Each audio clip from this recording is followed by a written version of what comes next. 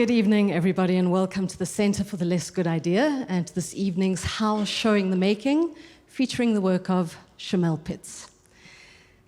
For those new to the series, How Showing the Making is one of the programs of SO, the Academy for the Less Good Idea, and it's an opportunity for artists to share their strategies, their methodologies, their approach to creation, as the title suggests. And it gives us this extraordinary privilege of having this window into that specific world and to everything that informs this moment of making. So we've been dropped, as you entered now, into this creative landscape of the work of Shamel, who will take us this evening through the birth of a new solo he is creating. Shamel has been with us, joined by Tushrik Fredricks, for this whole week. We've been really privileged to have them with us. They've been sharing very generously, started the work sharing a 3-day mentorship with 9 Joburg-based dancers. And it's been a really generative time, kind of giving artists the tools to really access and excavate new language through the body. This evening, we go a little bit more deeply into Shamel's artistic practice. So a little bit of background to Shamel. Shamel is a performance artist, choreographer, conceptual artist, and the artistic director and founder of the multidisciplinary arts collective Tribe. He's the creator of the multi-award-winning Black Series and Red Series. He's adjunct at the Juilliard School. He has been artist in residence at Harvard University, and he's the recipient of the 2020 Guggenheim Fellowship. Yeah. So, exactly, a pretty impressive series of accolades behind his name. So we're really so enriched by your presence and what you've shared with us this week, Shamel. He's joined, as I said, by Tushrik, and what is wonderful is that Tushrik is Johannesburg-born and currently based in New York. He's a performer, choreographer in his own right, and collaborator within the Tribe Collective. So this evening, as we said, Shamel is going to be taking us through this new process. So how Showing the Making is a combination of discussion and of performative elements. So we've already been immersed in one of those, and it gives Shamel this opportunity to start articulating how it is that he creates. So with that, I'm going to hand over to Shamel. Welcome, everyone. Enjoy this evening.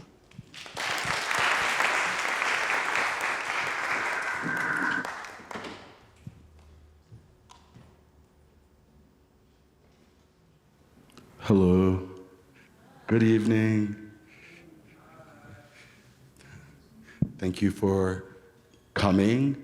I was so nervous. This was our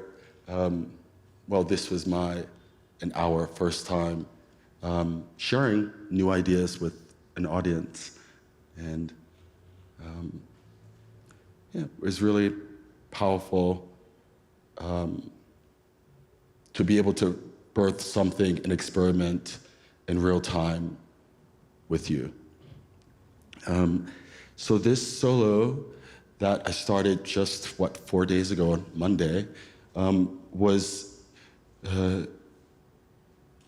the commission from a dance-based project, which is based in New York City at the historical and iconic Judson Memorial Church, which is sort of the birthplace of avant-garde dance and experimental art, movement art in New York City.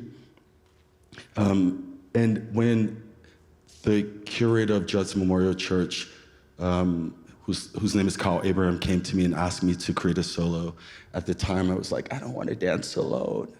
I was kind of more interested in this tribe collective, sharing the performance space with other people. But I'll get into this a bit later too, but what I started to realize more profoundly this week is that no work or no one is self-made. As you can see, there are a lot of elements that come together to create the totality of the experience. So actually, I'm not alone. This solo is work entitled Little Black Lake of Red. And this structure here, which we call Guzi, right? Is sort of a beginning idea of a architecture of this space, and a further idea would be to have a black astroturf that creates this sort of lake that would be along the floor.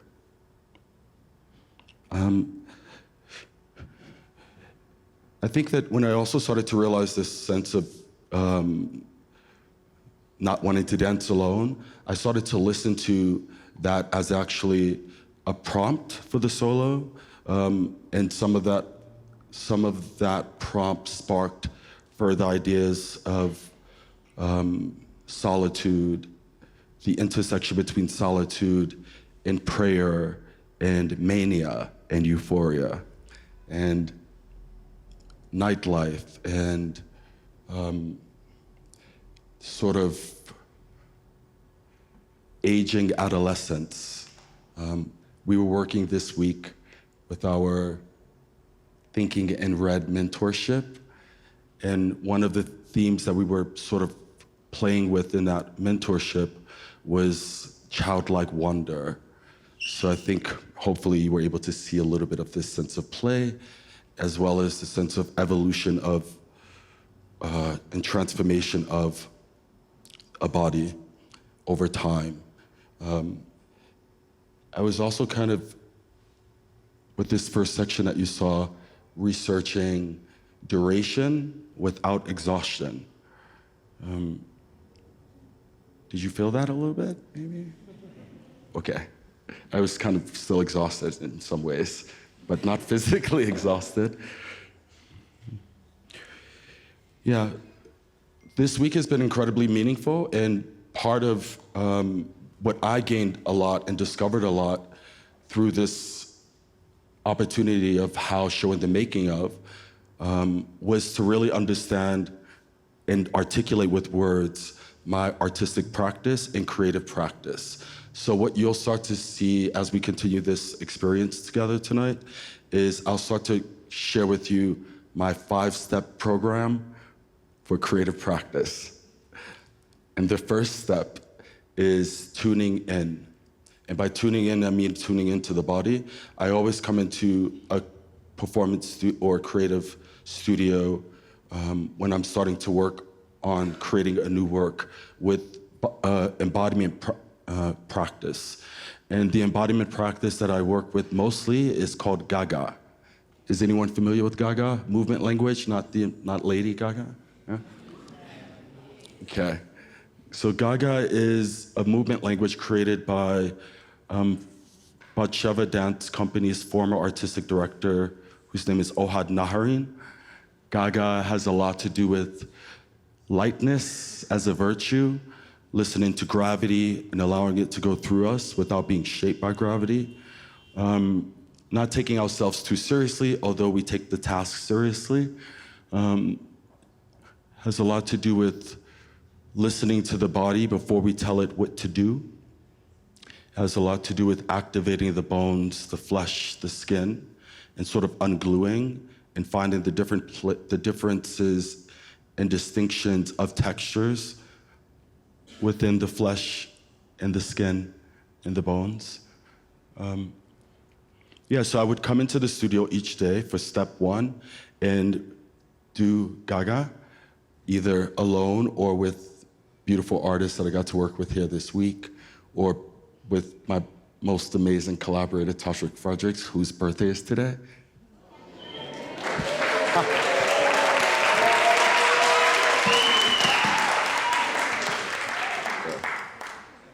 Tushrik is my source of inspiration. Love you too.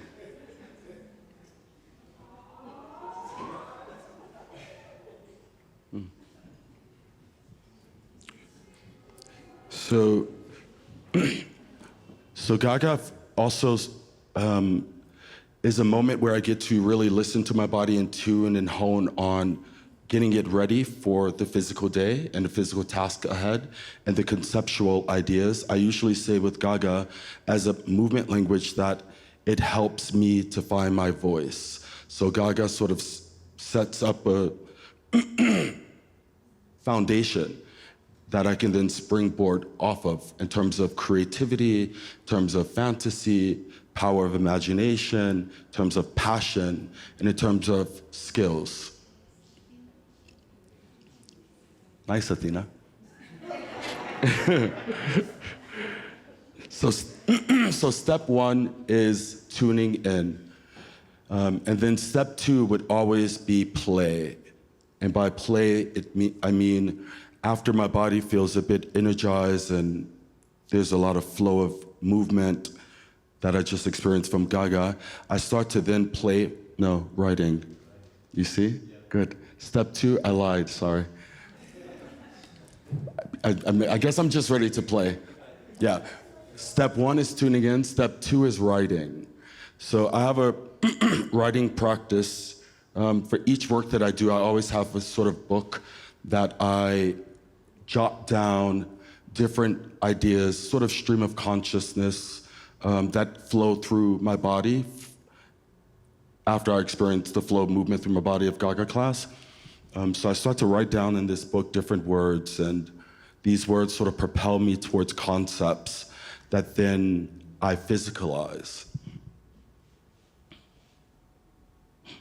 And the book, in writing, to me, it has many different offerings. The book writing gives me an opportunity to try to make words dance.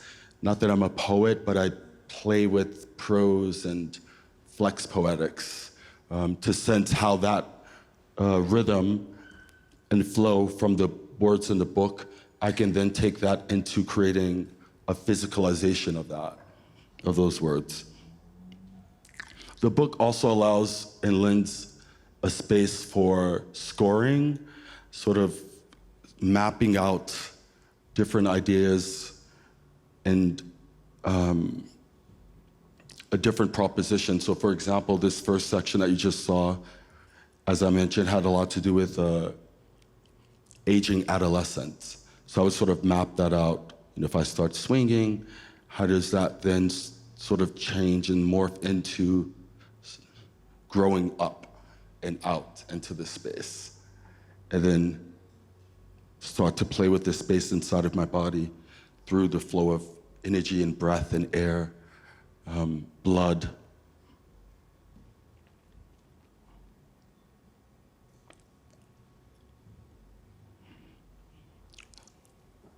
Yeah.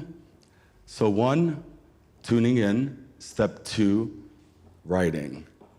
Step three, play.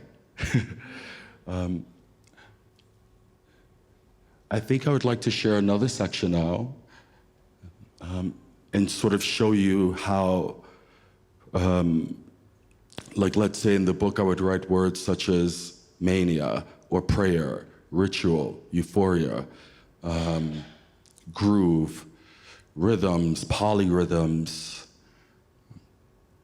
I would start to grab those words and then create a sort of play with physicalizing them.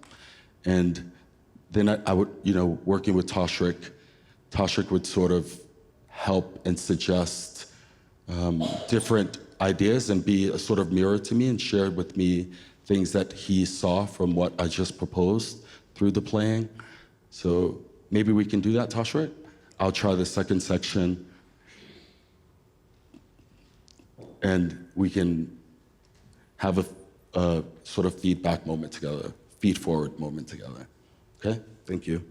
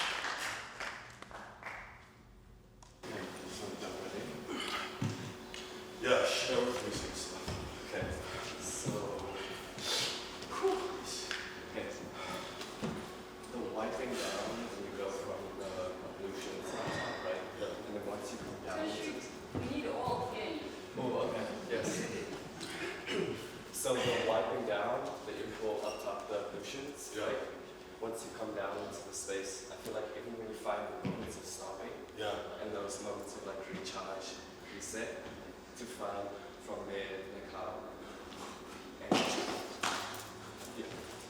How this washing, exactly, sort of evolution washing, right, comes into, exactly, comes out of the pause. right, yeah. Okay, that's nice. Yep. Something about using Boozy as like a resource to like recharge you. Oh, that's good. Yeah. Using Guzi like to rest and restore. Exactly. Nice. Yeah.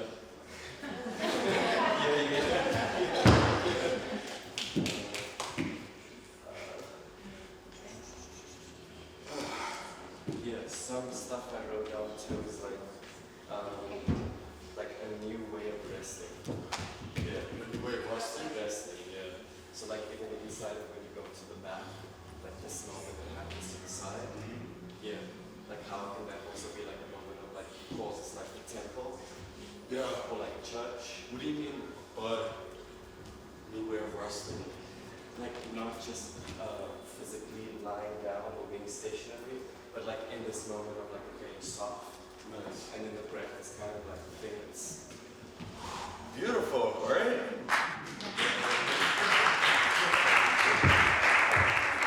So like sort of serene. exactly, yes, yeah.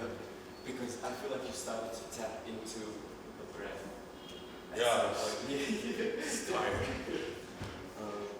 Just so sort of manage the breath. Like sometimes when you move really quickly, Exactly. the breath can be slower.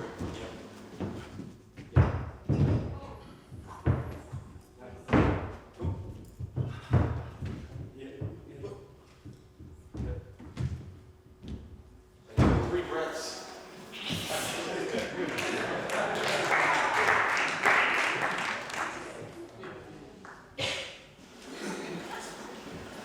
Yeah, it's beautiful like the time that you start to. It's beautiful the way you take the time to like stop and then spread, and like really like seeing your body also in relationship to the temple too, like how your body becomes so wide in relationship to that, but not necessarily like commenting on the architecture of it, but like It's becoming exactly architecture. right. Yeah.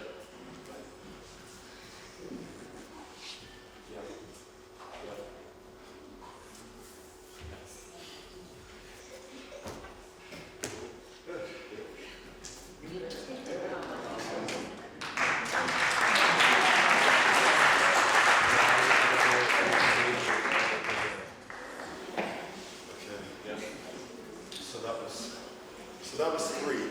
Step three, play with your friend. Call a friend. Do you want to call it? Step four. Oh, I think I'm okay from now. Okay? Yeah. Thank you. Step four is research and resources. So, yeah, as you just saw working with Tushrik, it's always useful to me to get inspiration from outside myself. Or even inspiration, so then I do oh, thank you. Hello? Yes. I do a lot of research online and try to find different sources of inspiration that can then create a moment in the work. So for example, I meditate a lot as part of my morning practice. And I think last week, I was sharing with Athena that my meditation was talking about peonies, you know, this flower. Okay. Sorry?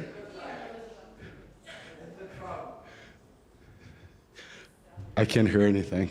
But peonies, it's a flower, and what's really inspiring about this flower is its constant transformation. They actually dance. So there's this dance of the peonies in which the roots always spread far into the earth, underground, regardless of the seasons. and there's this aerial, lithe-like emergence on top that also withers, but it never goes away. So this section that you just saw is called Peonies, and it's kind of my dance relating to the aerial and the underground. Another source of inspiration for me was also to kind of look back at past works that I've done. So I created a video art called Lake of Red, which is 3 minutes and 33 seconds, which we'll see. But I was sort of taking this video art, some of the concepts inside of it, and trying to articulate that into a live performance. So a lot of what you'll see and touch in Lake of Red now, I wonder if you'd be able to recall actually a connection or clear correlation between some of the moments in the film, or even the physical actions or state of being. If you can recall those moments in relationship to what I just danced for you with the peonies. Thank you.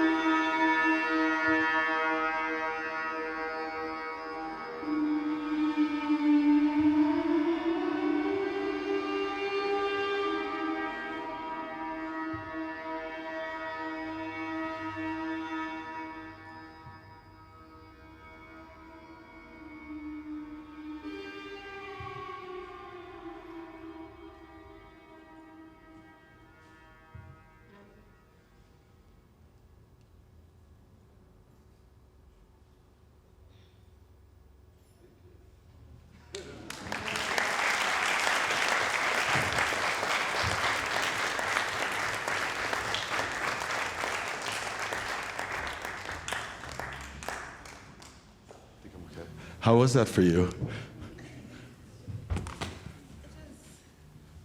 Nerve-wracking. It was nerve-wracking? But like the whole time I'm thinking, maybe my body used to be an artist and you chose me. Oh, wow. Maybe your calling is to be an artist? That's beautiful. Follow your calling. Yeah. Thank you for saying yes and being brave, even with nervousness.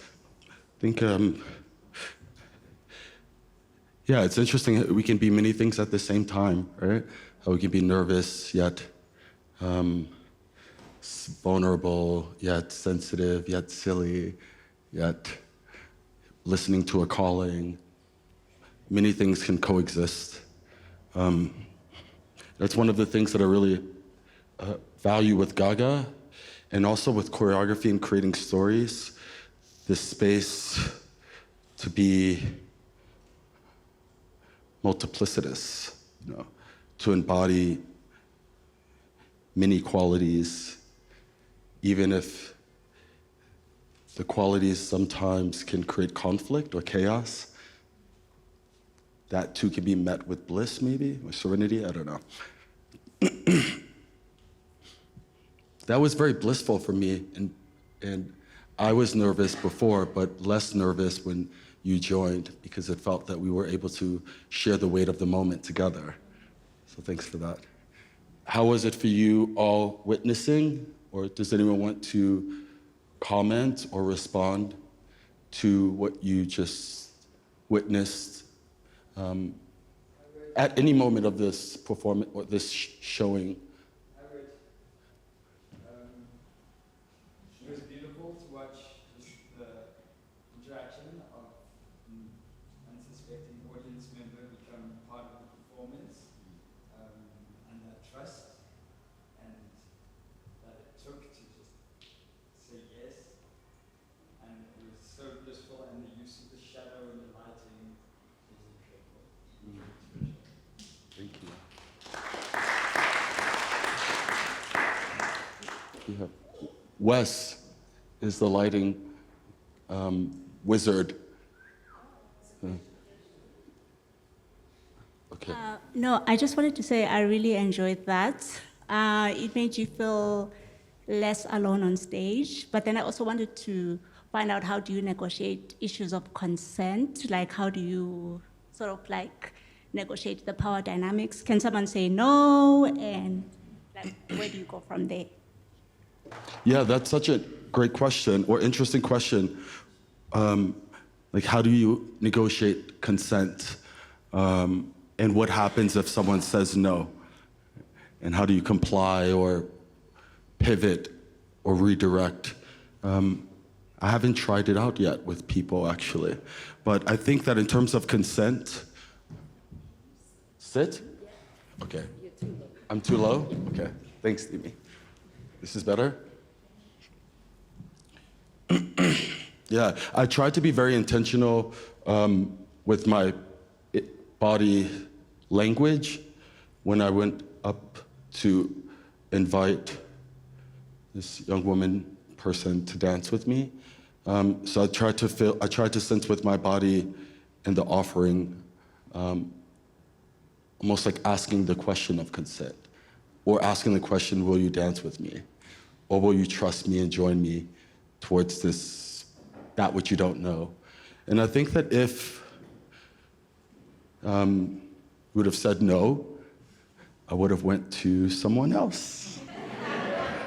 And if that person would have said no, maybe third time's a charm, but actually I think if a third person would have said no, I would have just walked back and danced alone, which is also an offering.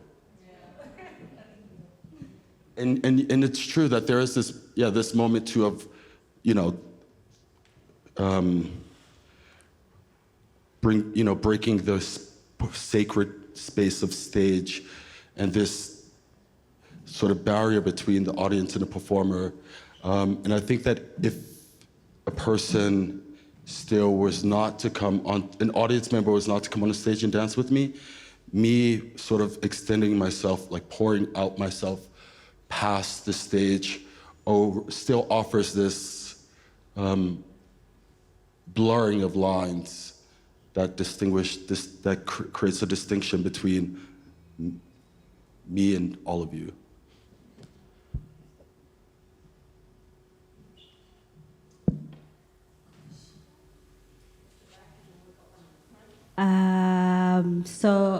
It's not a question or anything, it's just like a comment and something I've picked up. I think from the beginning, there's like a dreamlike, what's the term? I had it in my head now. A dreamlike, a trance-like sort of feel to what you showed us and from the video. I think some of it, well, for me personally, just based on my experience, some of it is very anxiety-inducing. That's not a bad or a good thing to think. I think when you, especially when you're on top, I think I'm on the edge because I'm just like, get off. But also like what you're doing is really cool. Yeah, that's it. Thank you. Thank you. Yeah, I am also interested in this word virtuosity, question mark, like, and how, especially with dancers who have a certain training, there's a certain like physical proposition of how much you can do with your body in terms of stretching and contortion, or tricks like spins and jumps. And those kind of skills are connected to virtuosity. But I'm kind of interested in, what if I stand on top of this very narrow tightrope of a bridge and walk across slowly as it's swaying? And maybe that's virtuosic? Yeah, I was astonished because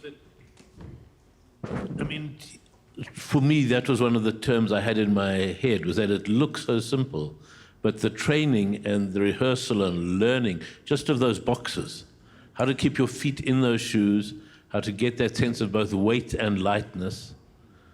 There's an extraordinary discipline built into what appears like improvisation. And I think that's something that's astonishing watching it. You're aware of the work of the repetition, of the training, of being able to do it at ease and making it up as you go. How do you keep your feet in those shoes as you walk so lightly? How do you know? Has the bridge never fallen over? I was sitting there all the time, thinking the whole time, this is crazy, this is crazy. You can see it's not tied to the ground. It's going to fall over any minute. So I was thinking, do we call the ambulance now? What does the do? But, thank you. I did fall over the first time I put them on, and it was very clunky and funny. I just started laughing. It was so weird. But one of the things too about that I love to stay open and aware to in creative process is the sense of discovery. And discovery happens a lot sometimes from mistakes and not, or a less good idea. Haha. So actually, Dimi, because in the States we work with feet, right, in terms of measurements, and here it's the metric system, and I'm not good with either, so I sent Dimi, who's incredible, and Nitabi, sorry. Sorry, Dimi, sorry, Nitabi.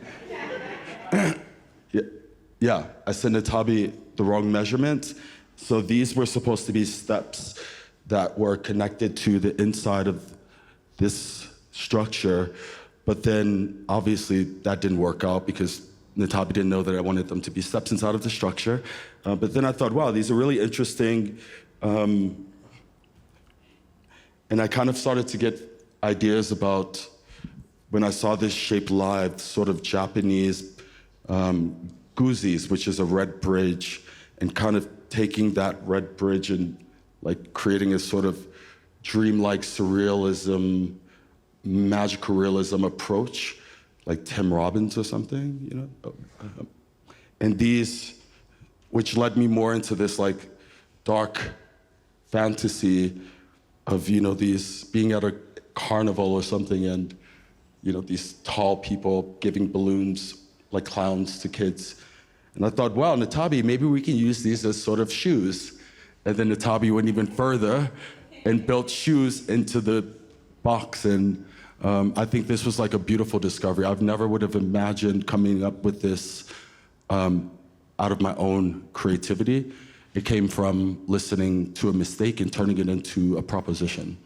That enhanced.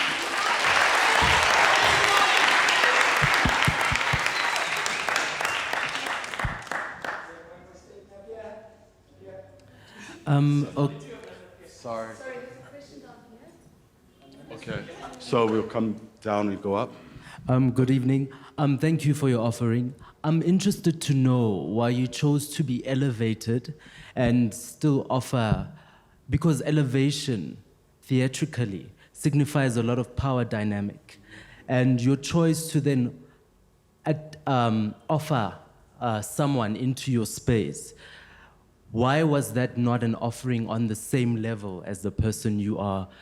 That's a question, but at the same time, I'm interested to know what influenced your decision to be elevated and to offer someone else into your space, and to, when also dancing with that person, to still be elevated in that moment. And I know for you, you say it's a moment of vulnerability and a moment of breaking the boundary between the stage and the audience. But for me, as a person observing, it seemed as if you kept that boundary because of the elevation that you had. So I'm interested to know, from your perspective, when testing out this proposition, as you said, of something that you didn't expect but you expected, and how it influenced your treatment of then how you executed it. Thank you. Can I answer your question with a question first? Yes, please. Yeah. What was your? Can you say more about what you? Can you respond more to what you felt and sensed from walking in at the beginning and seeing this sense of height and in relationship to the sort of swinging of legs? Like, what was your impression of that?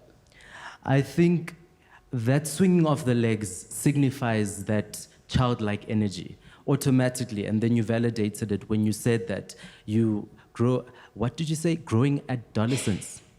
Aging adolescence. That, exactly that. So it did signify that first imagery that one sees that, oh, young, swinging your legs, but your face said otherwise, which is also an artistic decision that you had. So the elevation automatically placed you in the world that you had created for the work, Thinking in Red. And it automatically, it's as if it elevated your vision of the work to make sure that the clarity of you in the space was seen and was clear. But in the same breath, the elevation was great to see every moment from a lower point of view. But in your elevation, there were points of vulnerability in the fact that, as William Kentridge said, that there are points of shaking, of vulnerability in there. That structure, and I was saying to Olweto sitting next to me that when William asked, how do you do it? And I was like, the training is how you do it. And the training and awareness of the body is how you do it. But in the same breath, it was very interesting to see you try and maneuver your body through that structure. And it's quite elevated. So there's that element of risk that when experiencing it, you're like, oh, okay, is he going to fall? No, he's not going to fall. And also, when you said durational as well, it was interesting because it's the duration of really embodying a moment where you're understanding the tip of almost falling, but the tip of always trying to stay stable at the moment. That moment had in itself the vulnerability and the strength of itself. And then when you progressed to this monumental-like figure that is elevated, and automatically in a colonial sense, maybe perhaps I need to decolonize my way of thinking through images, but in a colonial sense, that is an elevation, that is a monument, that is something. And in that sense, it's very interesting because you deconstructed that image. That image got lower and invited someone else into the space. Yet that same image elevated itself again when moving with that person in the space. So I hope that answers my part of the question. but I'm also interested to know, for you, what influenced your decision to stay on that elevation, to stay on that elevation while trying to break the boundaries of the stage, while trying to create a relationship with someone. I'm just interested, yes. Yeah, I think if I used the word break, I didn't mean it. I meant blur, which is, I said blur, okay, good. Because blur and break are very different offerings. And I think that when I sort of construct a moment that has a lot of different possibilities and ingredients inside of them, even some that might conflict or be in opposition, it's more of trying to like maybe fine-tune an area of a question rather than a statement. So there are these questions like, I'm in a hierarchical positioning. How does that, how is this hierarchical positioning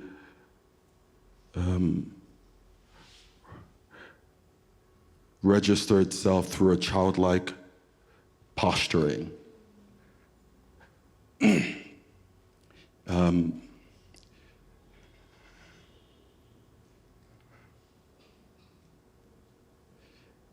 And yeah, I think I was trying to play with scale.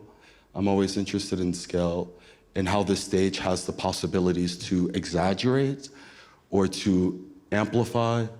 So trying to amplify size, height, but feeling I feel small actually. I mean, it's big and I'm above and I feel the smallest I've ever felt. And also this sense of coming towards, putting on these shoes, which we call getas, and coming towards someone and trying to have a really generous, pleading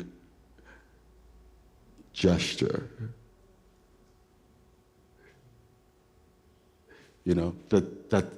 So then it becomes like playing with these different qualities that may have opposition, but blurring the line and trying to find something anew out of the oppositioning.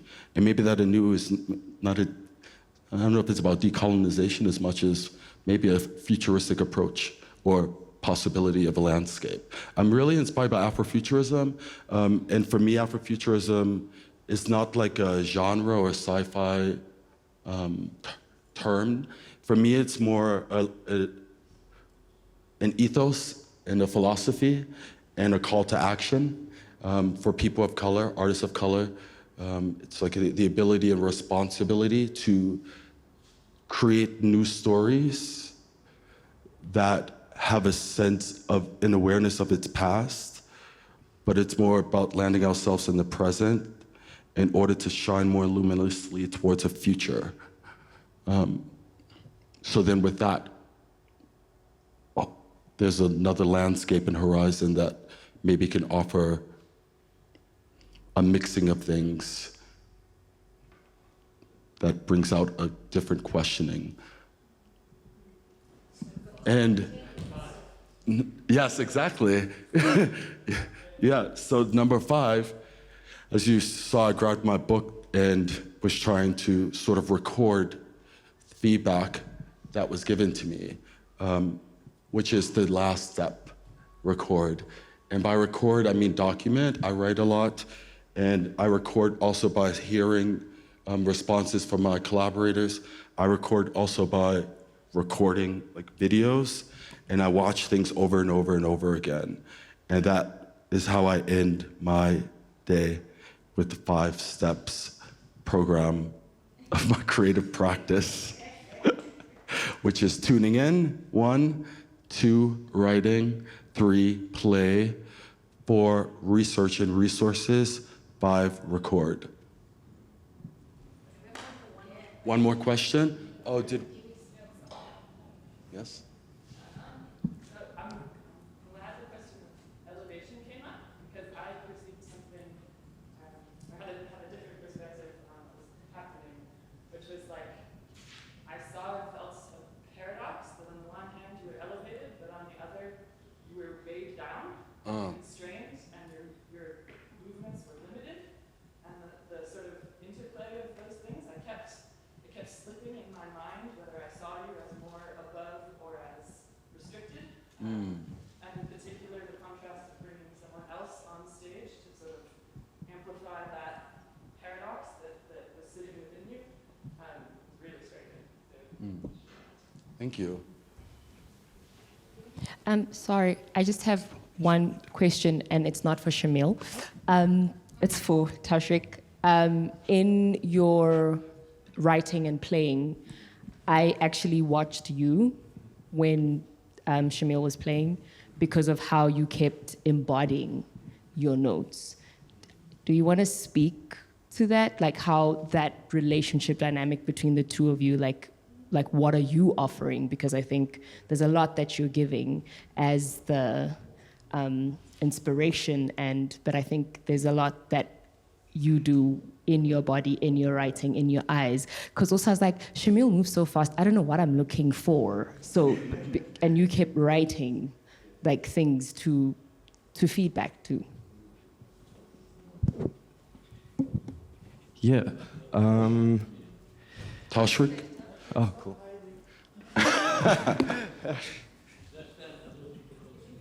Yeah. You want to share? Sure.